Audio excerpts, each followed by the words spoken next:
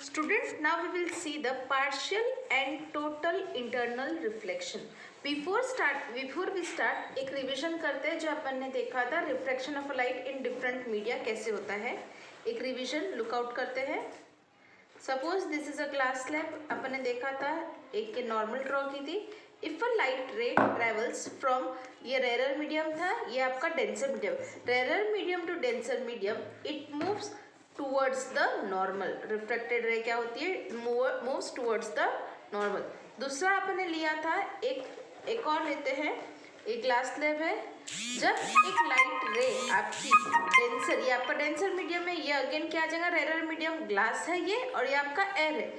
If a light ray moves from denser medium to rarer medium, it moves away from the normal. ये क्या होता है, angle क्या होता है, बड़ा होता है। यहाँ पे अगर आपका आई सपोज 30 डिग्री है तो आपका आर कितना होता है, 18 डिग्री होता है। अगर यहाँ पे आपका आई 30 डिग्री है तो आपका आर जो रहेगा वो कितना रहेगा, नियरली अबाउट 45 डिग्री रहेगा। ये आपकी रिवीजन है। Now we will see about the critical angle. Critical angle क्या होता है ये अपन देखेंगे। ये मैं एक आपका मीडियम लेते हैं, ये आपका रेरर मीडियम, ये आपका डेंसर मीडियम। डेंसर मीडियम में ये आपको वाटर ले लेते हैं, ऊपर वाला आपका पार्ट ले लेते हैं air. Okay, rarer medium, denser medium. Spot light लेते हैं, एक लाइट सोर्स ऑफ लाइट ले लेते हैं। अब यहाँ पे अगर अपन सोर्स ऑफ लाइट से सपोज ये एक लाइट रे पास हो रही है, ठीक है, ये लाइट रे क्या हो रही है, पास हो रही है। यहाँ से अगर अपन नॉर्मल ड्रॉ करते हैं, इट मूव्स, ये आपका रेरर डेंसर मीडियम है, ये क्या है, रेरर। डेंसर मीडियम से रेरर मीडियम में जाती है तो क्या होता है, moves away from the normal. ये नॉर्मल से क्या होगा, अवे मूव करेगा।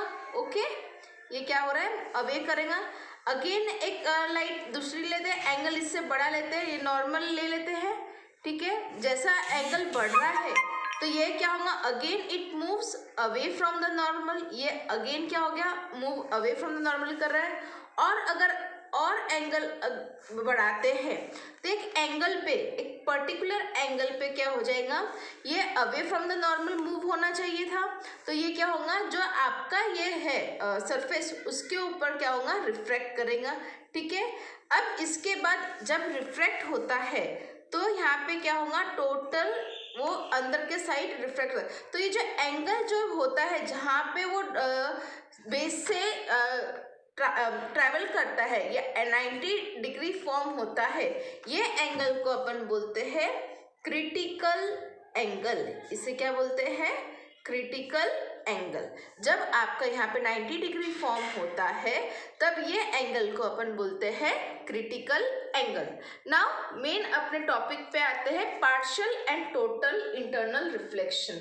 सबसे पहले देखते हैं क्या होता है क्रिटिकल एंगल। एक और बार मैं बता देती हूँ।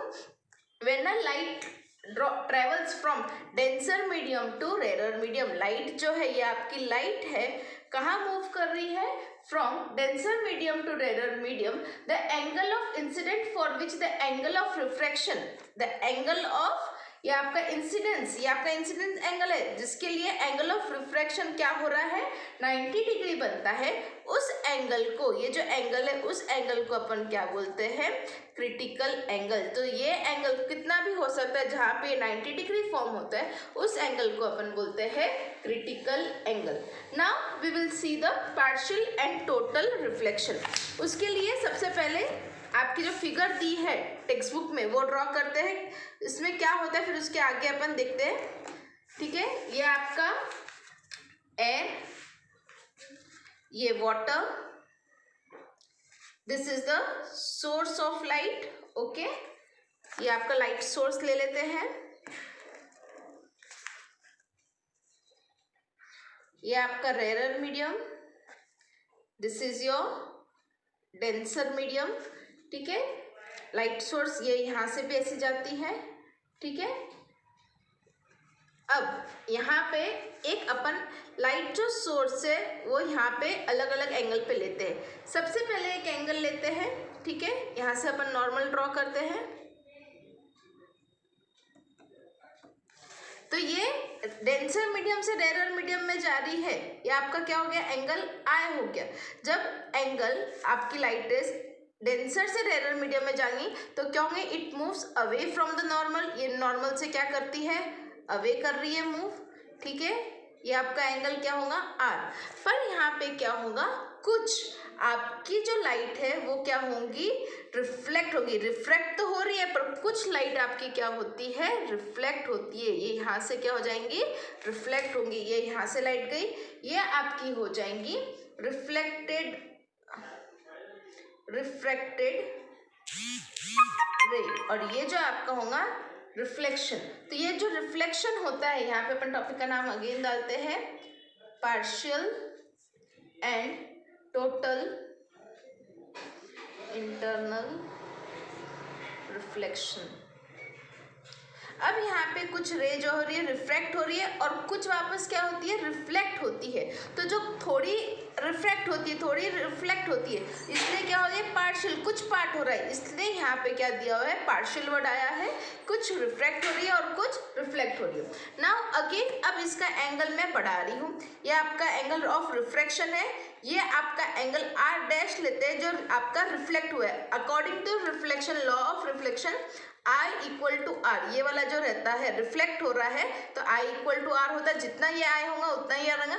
और ये R जो रहता है ये R डैश हो गया आपका, और जो R होता है रिफ्रैक्शन वाला होता है वो हमेशा क्या होता है, ग्रेटर देन I रहता है। I से क्या रहेगा, हमेशा ग्रेटर देन रहेगा, ठीक है। रिफ्रैक्शन होगा, ये रिफ्रैक्शन हमेशा क्या होता है, बड़ा होता है। अब मैं एंगल क्या कर रही हूँ, बड़ा कर रही हूँ, एंगल बड़ा कर रहे हैं, नॉर्मल ड्रॉ करेंगे तो ये अगेन क्या हो जाएगा, रिफ्रैक्शन क्या हो जाएगा आपका, बड़ा हो जाएगा, ठीक है। और कुछ पार्ट क्या हो जाएंगी आपकी, रिफ्लेक्ट करेंगी, ओके। ये आपकी नॉर्मल, ये आपका रिफ्रैक्शन, ये अगेन आई डैश, ये आर डैश। अब एक और एंगल लेते हैं, जो क्रिटिकल एंगल बोला था मैंने कि एक एंगल ऐसा भी आता है जहाँ पे ये रिफ्रैक्ट होनी चाहिए थे, एंगल क्या हो गया, पर बड़ा हो गया है, ठीक है। ये अवे फ्रॉम द नॉर्मल जाता है, but away from the normal में ये क्या होगा, सरफेस पे टच करता है, तो ये आपका क्या हो जाएगा, क्रिटिकल एंगल। यहीं से क्रिटिकल एंगल ड्रॉ करते हैं, ठीक है। अब यहाँ पे ये आपका क्या हो गया, angle R equal to R कितना हो गया है, 90 डिग्री हो गया है। ये आपका मीडियम 1 है, ये आपका कौन सा है, मीडियम 2 है, ठीक है।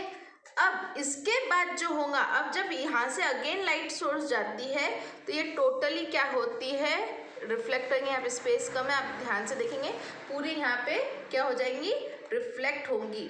ये आपको देखना है, ये यहाँ से जा रही है। अब यहाँ पे टोटली क्या हो रही है, वो बाहर रिफ्लेक्ट ना होते टोटली अंदर क्या कर रही है, रिफ्लेक्शन हो रहा है।